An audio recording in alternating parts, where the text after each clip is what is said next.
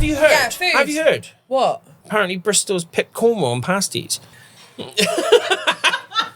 Have we now? What? So I don't know too much about it. Might have to look it up. But so there's the first world pasty competition is taking place in Cornwall, and I don't no. And I think that Bristol came out on top. We had a couple of winners. A lady from Bristol called Vanessa won the top prize, the best individual pasty. I think traditional one, and I think I've got it right. I've read it that somebody also from Bristol won the sort of alternative flavour, like it might have been a chicken tikka or something. I don't know. Look at that.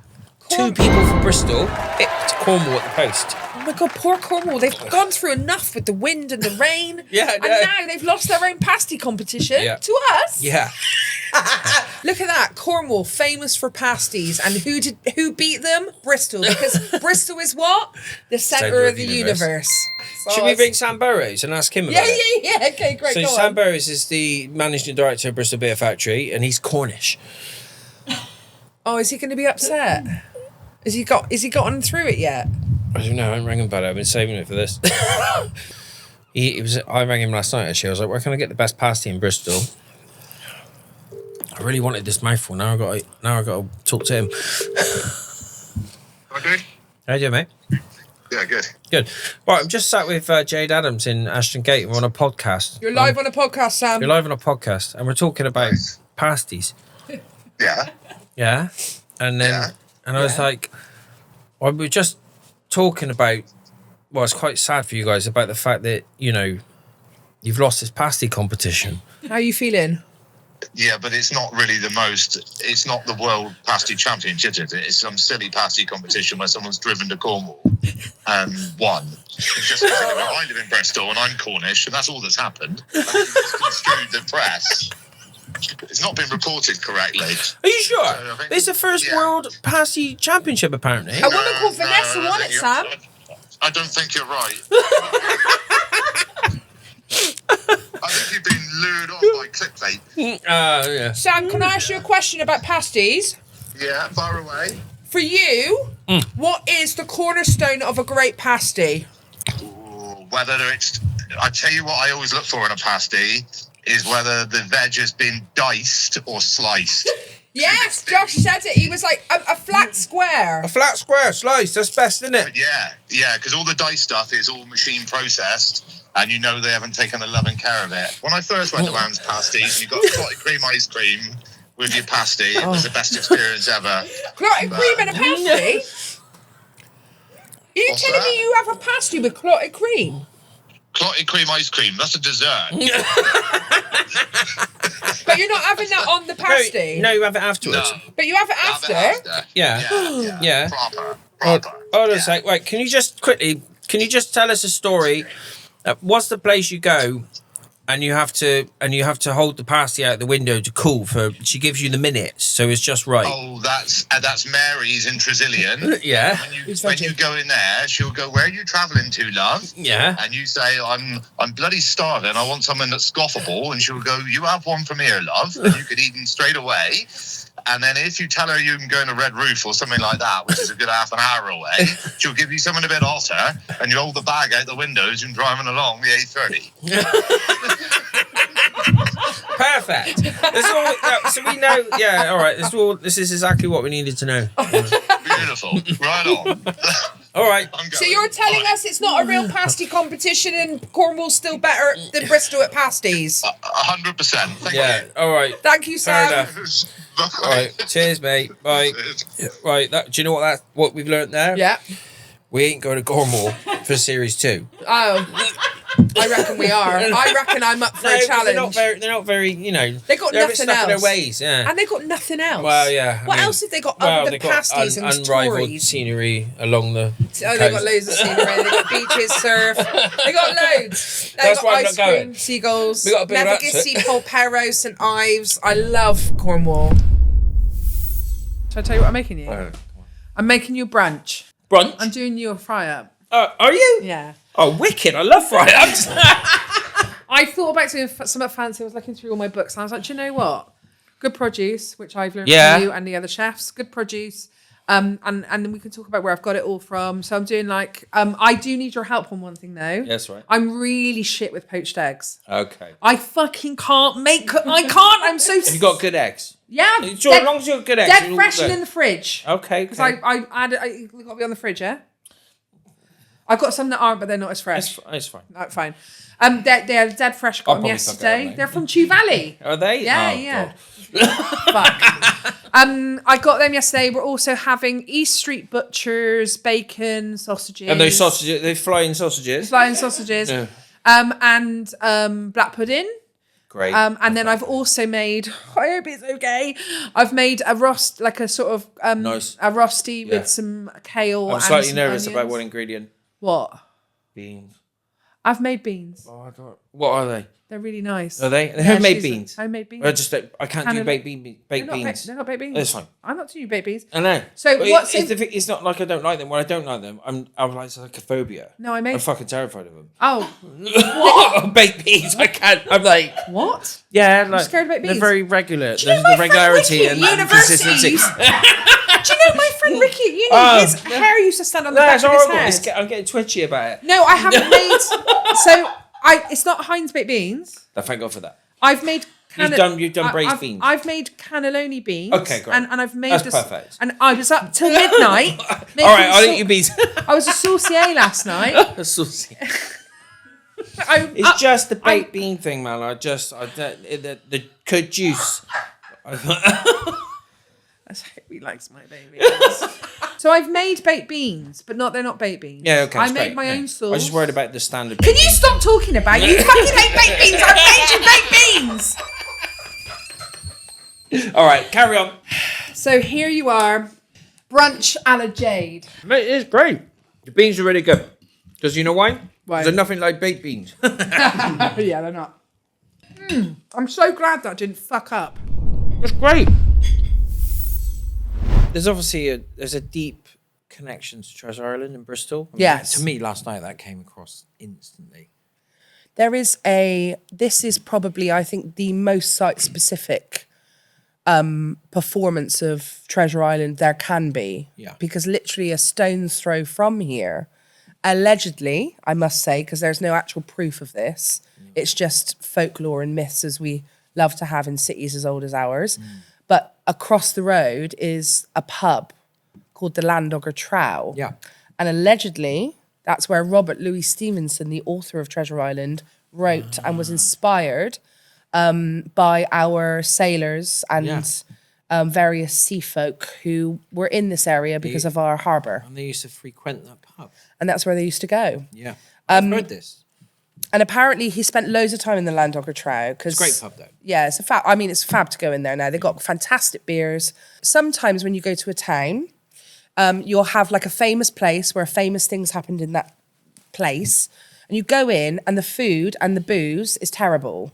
And it's annoying because you're getting all this business because of tourism, but you're doing nothing with it. Well, what's great about the Landogger Trow is that the quality of drinks in there is that the brewery, the beer, huge beer selection. it's huge. Yeah, it's all the Bristol breweries. Is All that right? Bristol, yeah. Well, we have to quote that actually, but I think it's Bristol. It must be. I'm pretty sure it is. It tastes like it's from Bristol. There's a rich history of seafaring and pirates in Bristol. Oh, maritime history is, it's what it's all about. It's huge here. We love it. I mean, do you want some facts? Yep, give it to me. You've done some research. Look, it's normally Rosa that does this, but I did my own. Robert Louis Stevenson was hanging around Bristol in the 1800s while his wife Fanny was unwell. Now, when I first read that, I heard that his wife's Fanny was unwell, but his wife was called Fanny, so don't get mistaken. I got it. You got it? Right, fine.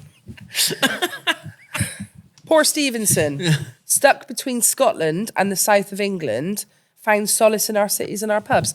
And what I like about this alleged rumour of him being here is it would take him 15 hours on a steam train to get down here. He must have really loved Bristol. I was going to say that's a pretty big gap. Yeah. Between Scotland and. Well, I think he used, because he's obviously an author, he used to go to London a lot, and they would stop in Bristol on their way back up to Scotland, which is what the rumour is. Okay.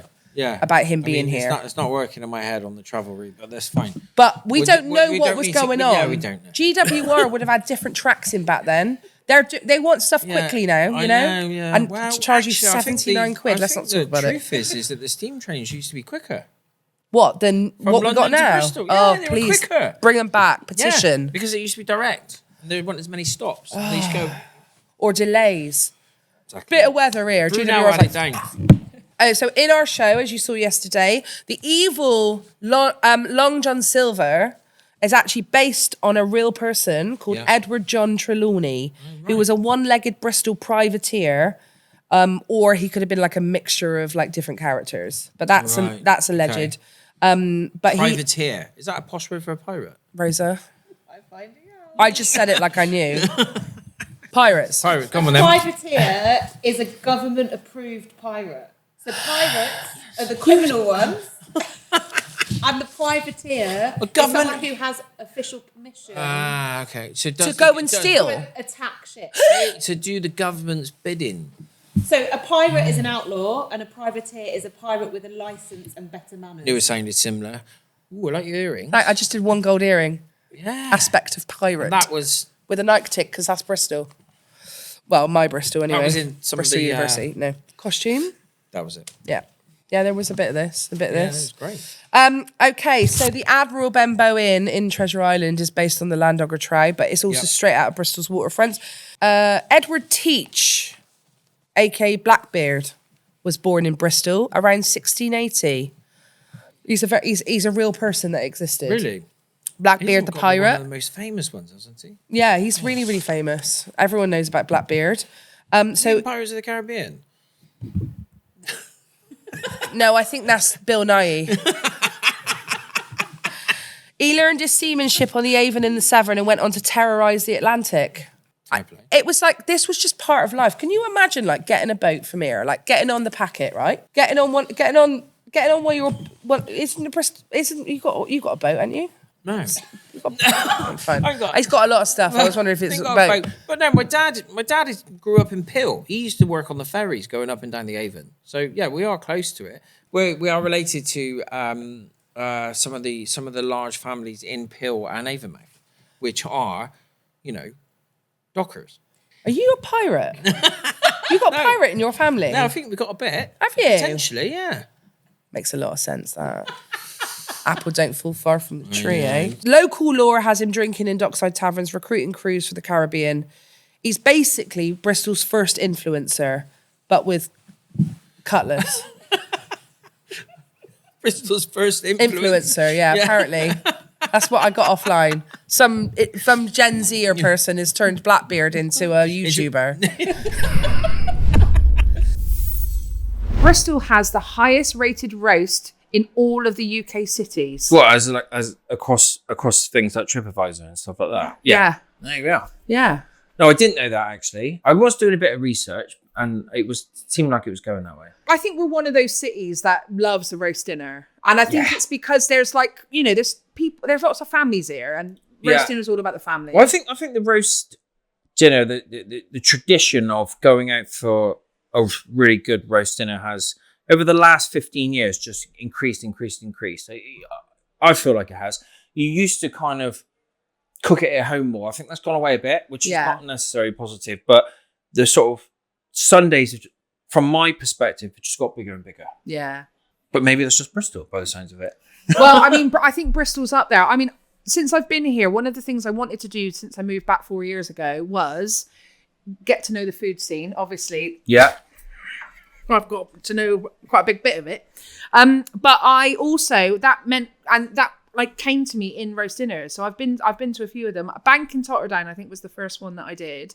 I went there and they basically smoke everything. So there's like a layer of smoke. Yeah, they're quite new to it. Yeah, are they? Yeah, doing the roast. Yeah. When they originally opened, they weren't doing that. They were like cafe culture, really good coffee. Dan who runs Bank is like, do you call it coffee sommelier? What do you call it? Coffee barista. Barista. I think barista. Yeah. Sorry, all barista. Nah, he's a coffee sommelier. Yeah, coffee sommelier. Sommelier's better. Come in. And they did. All right, Richard. Hold your thought. Oh my God. Are you flirting with me? No, I'm not.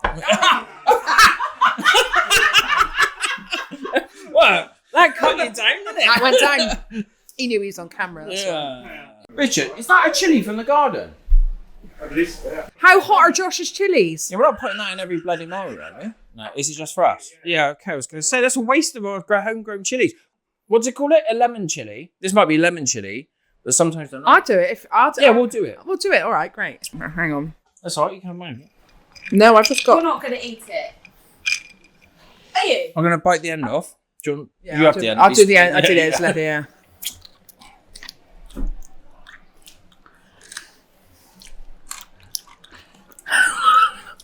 Oh, fucking hell, yeah. Yeah, that's spicy, that. Seeing as you are on the SS Great Britain, there's probably... Oh, fuck off. Well, I assume I'm come getting a on. bonnet. You are wearing a bonnet. Do Serious? you want to wear the little special hat? Well, it's not Yeah, going to fit my head, is it? I'll put a bonnet on if you won't. Am I right?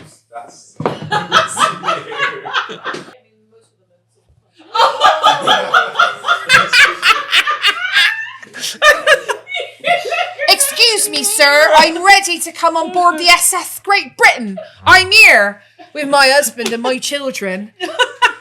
And I've heard it's quite nice on this boat, but I will be going down to the bottom of the boat because I am scum. You're working class. I work in class. Not anymore. Not anymore, but that is 2026. But this is 1845. Okay. I'm a lady from 1845, and I'm coming aboard with my husband. We would, Am I the husband? well, we wouldn't be friends. Women don't have friends with men.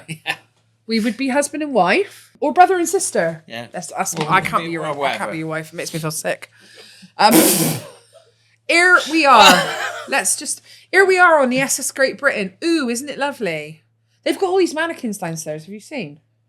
What? Yeah.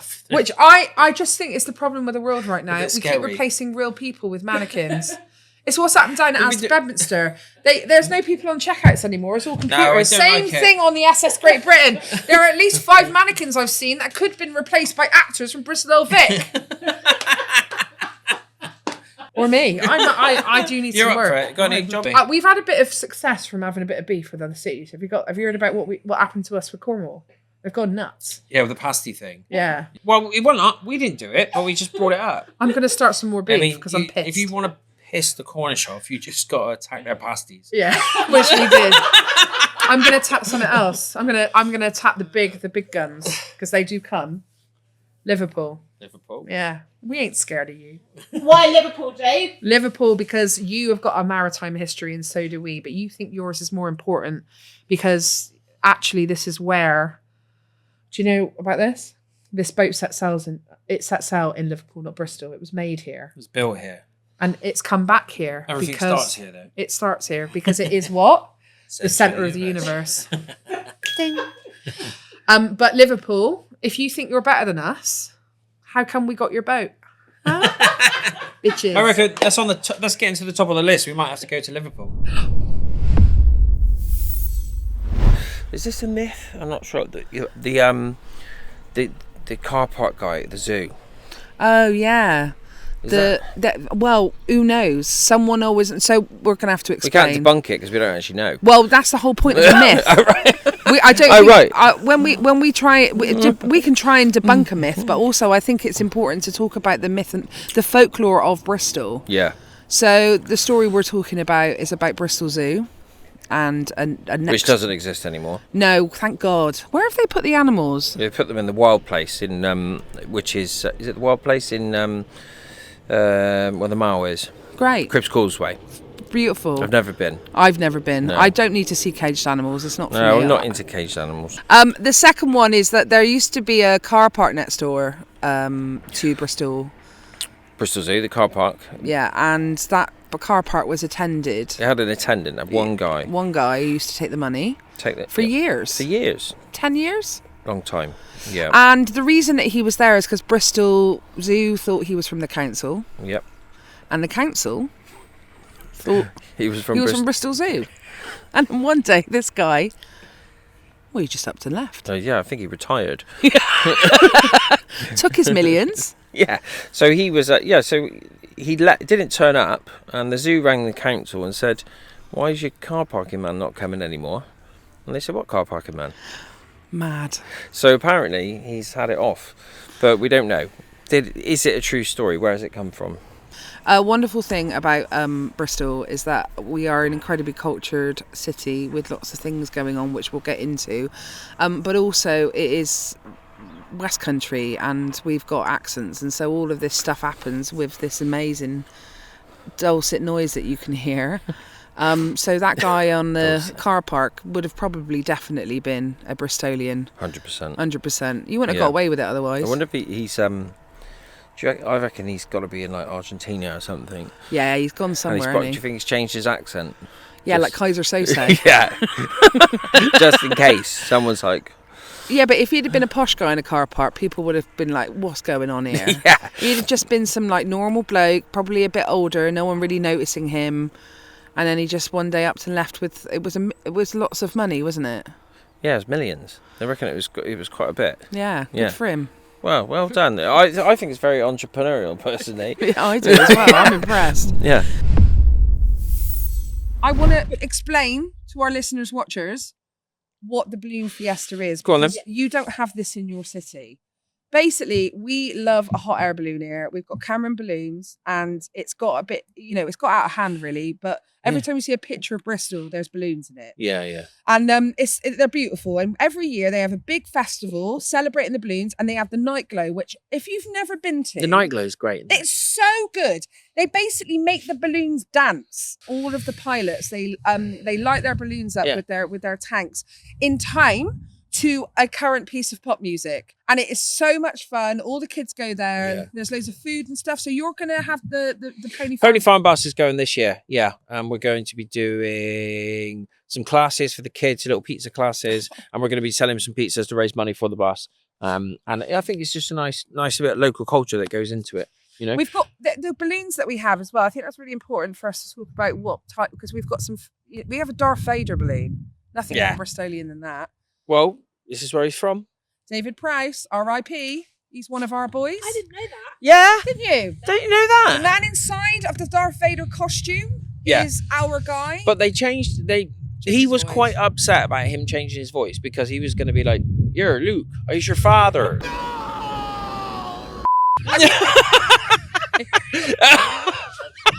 Can you imagine that? It's just not going to work, is it? There is footage of him doing the lines in his really strong Bristolian accent.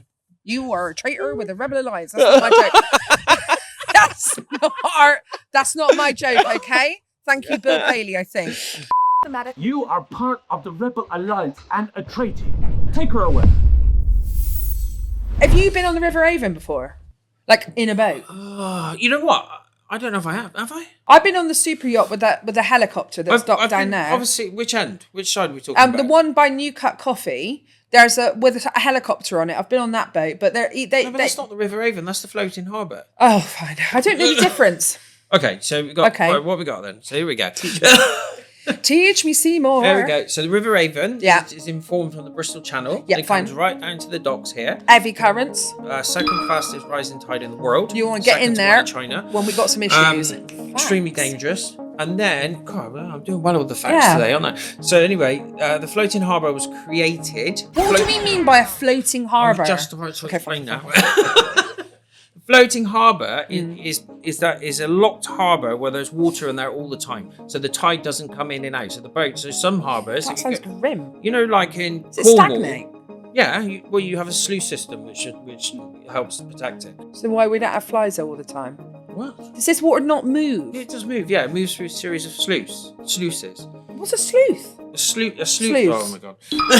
Sluice. Right. Well, Sluice. we'll do more technical stuff on how the harbour works. Oh, okay, in fine. a second. So we got the floating harbour, which means that there's water always in it, so that Okay. the boats don't hit the bottom and the water doesn't go out, like in harbours in Cornwall. for Oh, so example. where the water is, that water's always in it. So we don't have. Yeah, and the water does move through it, but there's always water in it. Okay, so it doesn't. It's not affected by the rise and the fall of the tide, Yeah. like it is under the Banana Bridge, for example. Because sometimes there's very little water in there. Yes, exactly. Yeah. Well, that's what you call the new cut. Yeah. And the new cut was man-made. It was dug by the English and the Irish to create a floating harbour. So they diverted the River Avon. So the River Avon used to go through where we are now, but they created the floating harbour to do that. And they diverted the river where the banana bridge is, dug by hand all the way around to create the floating harbour. And there was an original entrance to the docks where Casimir and Paquetapas used to be. That was the first entrance. Then it wasn't big enough. And they created the second entrance by the Cumberland Basin. And then so the River Avon was diverted all the way round, and eventually I think informs the River Frome, which then goes towards Chippenham and stuff like that, I think.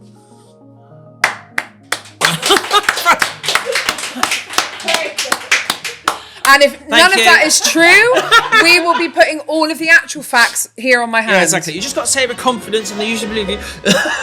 Never let the truth get in the way of a good story. I came up with that. The other myth I'm about to say. What's that? The crocodile. Oh yeah, what's Bristol this crocodile? Bristol crocodile. We've got a crocodile in the water. No, we've not, surely. We've got a nice cold water crocodile swimming through. It's just his little head. Yeah. Have you not seen him? I've seen a picture online, yeah. Yeah, he's Do you think it's a around. remote control one? Don't ruin it! No, We're going to we're debunking myths, aren't listen we? to this. So basically, in where I used to live, Leigh-on-Sea, I'm going to get to a Bristol point. Okay. Where I used to live in Leigh-on-Sea is such a nice place to live that they don't want anyone to come.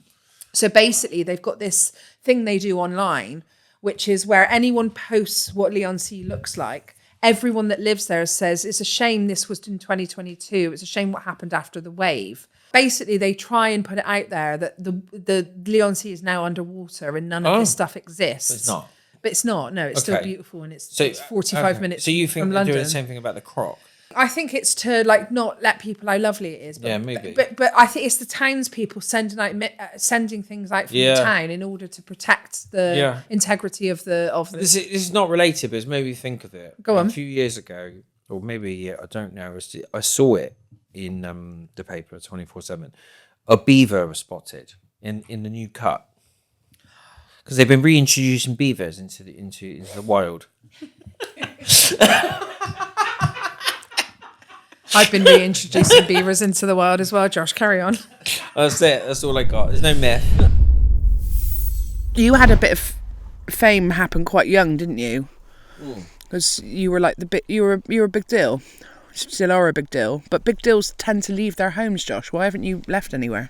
Well, I did from my catering career as a chef. I did leave to travel to learn. Was what the French call a stage. You work for free in restaurants, and I did that in New York. I've watched The Bear. California. Well, this is the funny thing about The Bear, is that I've not watched all of it because he was doing that work experience, right? Well, that was literally me.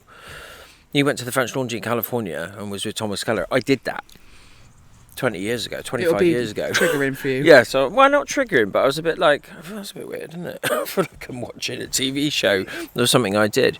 So I did do that and was considering what to, one thing I knew for sure was that I wanted to open my own restaurant, open my business from a young age. And that was it really, because I think I was brought up that way, working for yourself. I mean, my parents have worked for themselves since they were in their late 20s, and I'd been working with them in their businesses since I was 11 years old. We used to finish school, get picked up, go to Brislington Trading Estate and pack boxes, or I'd sell sports programs because they printed them at the Rovers ground, So I was just, and then I'd go work in the fish and chip shop. So I'd always had this like deep work ethic, and then I was like, right, I read all these cookery books about the French Laundry and about how to train to be a chef, and it was all kind of rooted in, or Anthony Bourdain's Kitchen Confidential. I was like, right, I've got to go there, and I've just been told that I need to.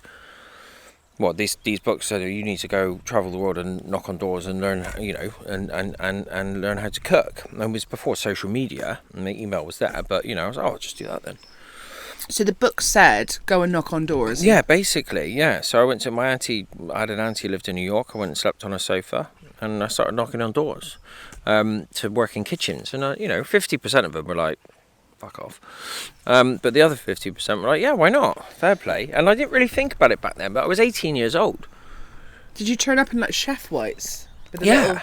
So once I went to this kitchen, and there's a famous restaurant called WD-50. It's closed now. It's really famous for being quite prolific in the molecular gastronomy. And I walked from Tribeca to the West Village or the East Village, I can't remember which side. And it took me quite a while. And I walked in and into the front of this restaurant. There's no one there because they only opened for lunch service, but the doors were open and there's a really nice kitchen. And I was like looking around the kitchen. I was like, this is really nice, isn't it? And I was like, hello, hello. And anyway, I walked downstairs and there was a chef, a really big chef, and I was like, with long dreadlocks. And I was like, oh, of course. And he was boning out skate. I remember it to this day. And he looked round.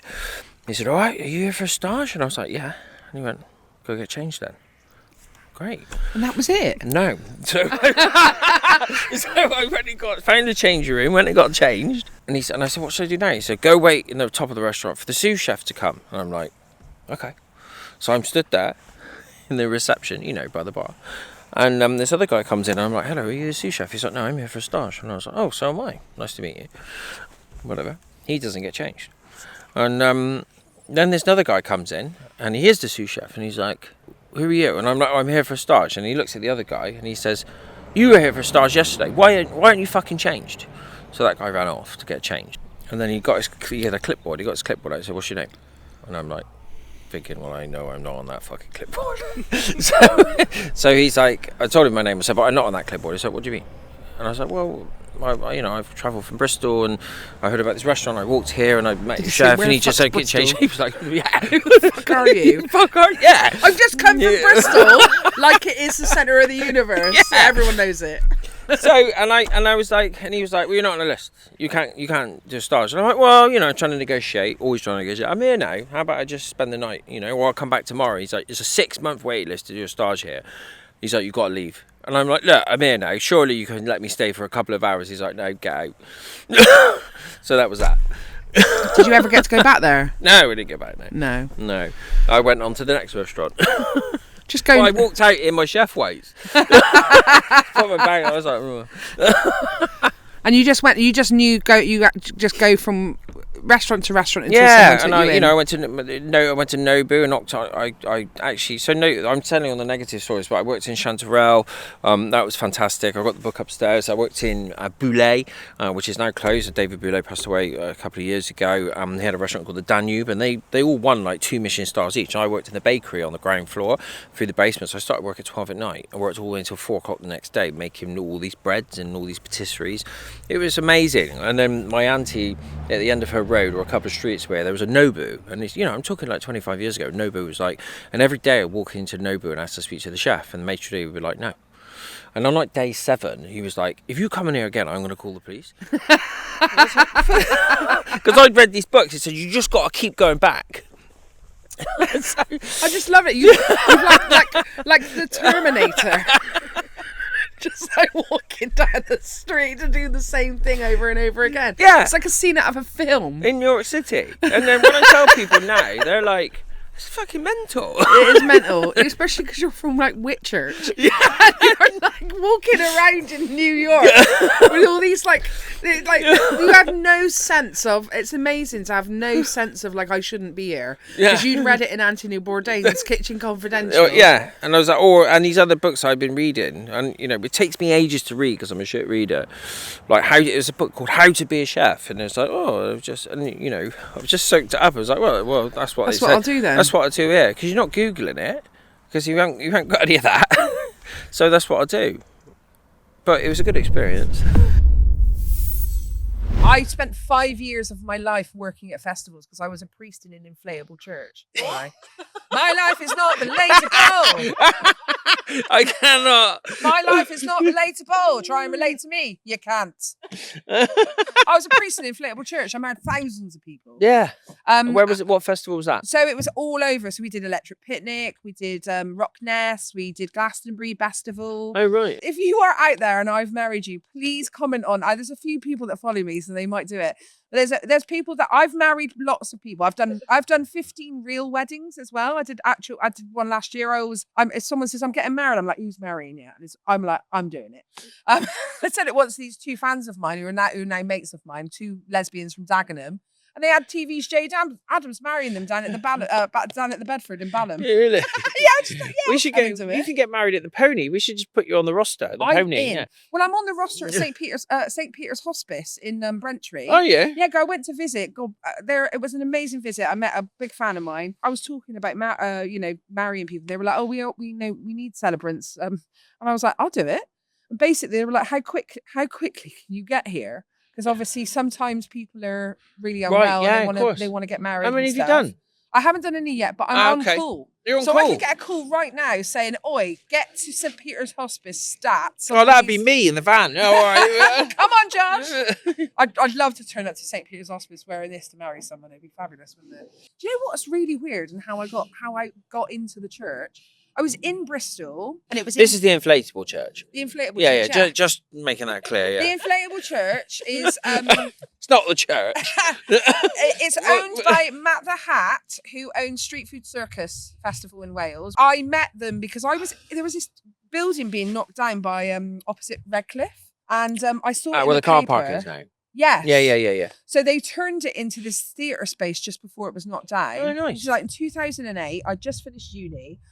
And I'd seen it in the paper and I was wanting some space to put shows on. So I was like, all right, I'll go. And I basically ended up doing this show there. And as I was walking through, I met a girl in the corridor who I'd not seen for 5 years. And she was like, "Hey, Jayde." And I was like, "Hey." And she went, "Hang on, what are you doing next weekend?" And I went, "Nothing." She went, "Do you want to come and be a priest in an inflatable church?" And I went, "Yeah."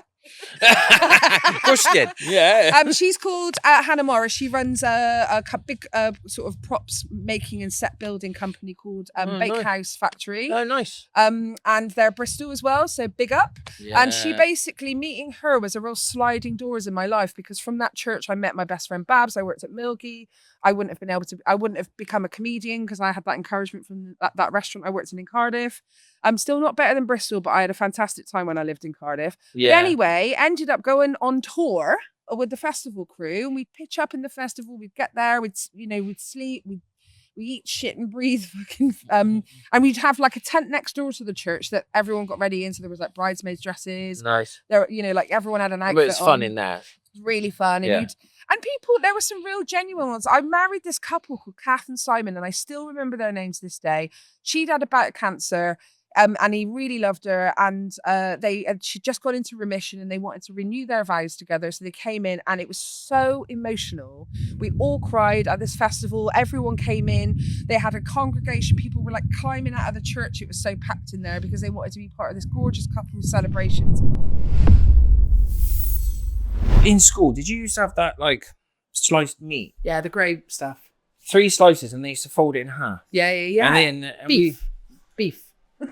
I think it was chicken. Well, front nose sort of, isn't it? But Grey. I remember the I don't know her name. loved it. I remember the dinner lady. She used to go rubber duck. Where'd you go to school? Chew Valley. Chew Valley. This is secondary school, yeah. And it used to be like, no, right? Do you know I was a dinner lady? No. Were you? Yeah, St. Mary Redcliffe. My school. After you left? What do you No, I was in sixth form. Right, yeah. So we had a sixth form at St. Mary Redcliffe in Temple Yeah. School. And I basically was their dinner lady. I saw how they made school cake. Yeah. They used to, and basically... This is cake mix. Yeah, it's cake. Well, the ladies did it proper. Oh, with the nice. eggs and stuff. They did it from scratch. Proper. But I know that they left the mixer on for ages. They were stirring that for ages, so there was loads of air in it, which made it really. That's the most important thing with cake. Everyone thinks it's getting air into the eggs. It's No. not. The volume comes from the butter and the sugar, the creaming. Oh. That's it. That's how you get your volume in your cake. Butter and cream in. So The on your creaming. mixer. Yeah, on your mixer, you leave that as long as possible. I let it volumize. I can't say it. How do you say it? Volumize. That's it. Yeah. Yeah. Can you both just say cream in it then in your Bristol accents? Cream in. Creaming. Cream in. Cream in. Such a sexy podcast. Tin fish is a massive deal at the moment. So fish is having a massive resurgence because it's not a very popular. It's not. Fucking hell. It takes me back to Asda Bedminster fish counter when I was a fishmonger, which Rosa didn't know. I'm a trained fishmonger. Yeah, that's the Bedminster. Yeah. What? I did my training, 6 weeks of it, and I got fired a week later. What'd you get fired for? I ate a prawn wonton off the deli counter. It's true. Janet Dowling. She sat me. She took me up to the office. She went, "What did you do with it?" And I went, "Ate it." Not only did I eat it, I took it and I put it in two tin things. I did not know this. Why don't I know this? I put it in two tin things and I heated it up on a hot plate. What? Oh, so it was premeditated. You're not, yeah, premeditated. It wasn't that. She saw me take it out the back. But basically, I was 16. I was used of an example. You were allowed to test stuff, but basically, I can say it now because all these ladies are dead. You were meant to. This was back then. This was when I was 16. So back in the day, we were encouraged to eat stuff, so we knew how it tasted. But the ladies were cooking up whole pizzas. And then I was using it as an example. But my mum likes to let you all know that I left before I could get sacked, but I was about to. I'm still confused as to why they sacked you. Because I ate a prawn wonton off the deli counter. It cost 6p. You just told me you were encouraged to eat stuff. No, but exactly. Oh, sorry, I spat. Exactly, Janet Dowling. We were encouraged, but I was used as an example, wasn't I? Yes, I was used. Because they wanted to say to the staff, you are no longer allowed to eat here at Asda. So my first ever St. Paul's Carnival, I had 3 jobs in Bristol, right? I was like, I was nuts. I was working at Tantric Jazz on St. Nicholas's Street. I was working in a call centre in Stokes Craft. And I was also, in the morning on 3 of the days of the week, I was the traffic radio controller for all the traffic news on the radio. Really? If you're travelling up the M32 today, just be aware that there is a jackknife lorry causing a spill out onto the central reservation of a bunch of chickens. I can't believe I remember doing that. Yeah. Was that a real story? It's a real story, yeah. Basically, you had to read from these bullet points. I was like, can you just give me a script, please? But you had to make up... I was rubbish at this job.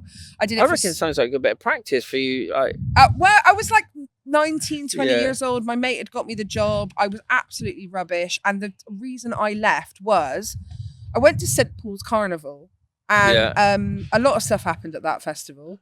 At that carnival, sorry. I ended up in Star and Garter. And as you do.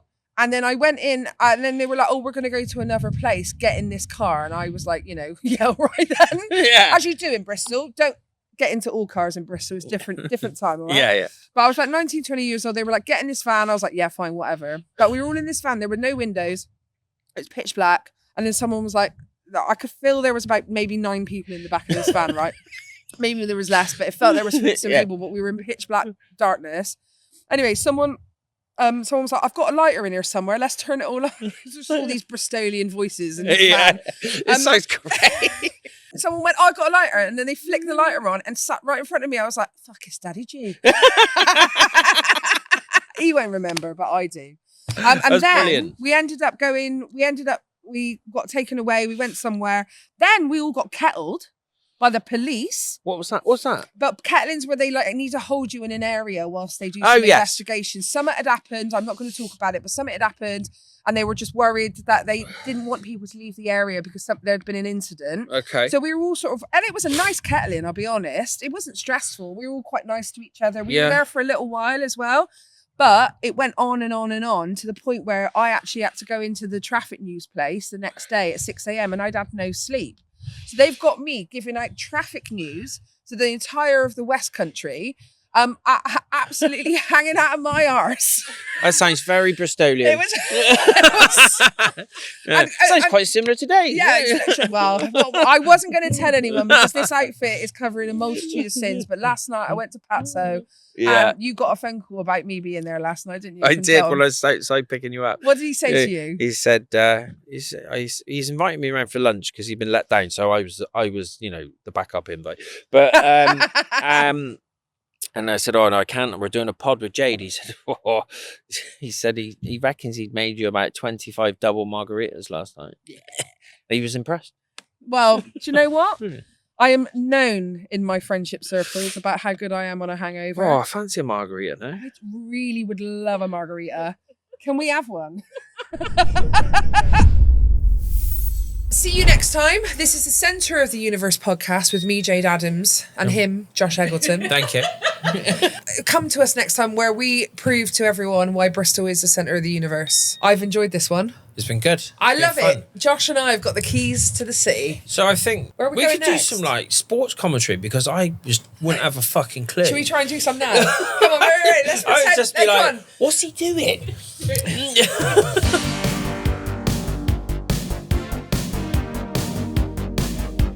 Welcome to Ashton Gate, where this is the fixtures, and we are currently at the Premiership.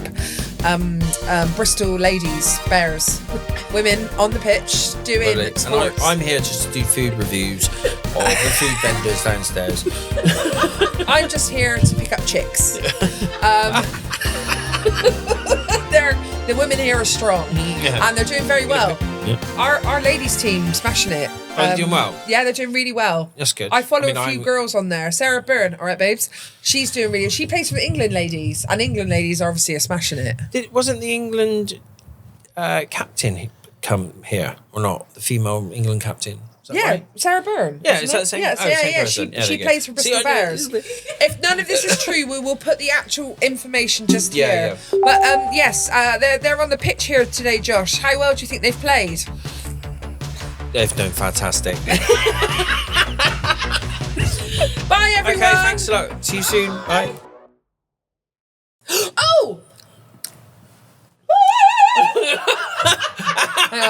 No. Wow. Does that sound good? Yeah, that's it. That's so good.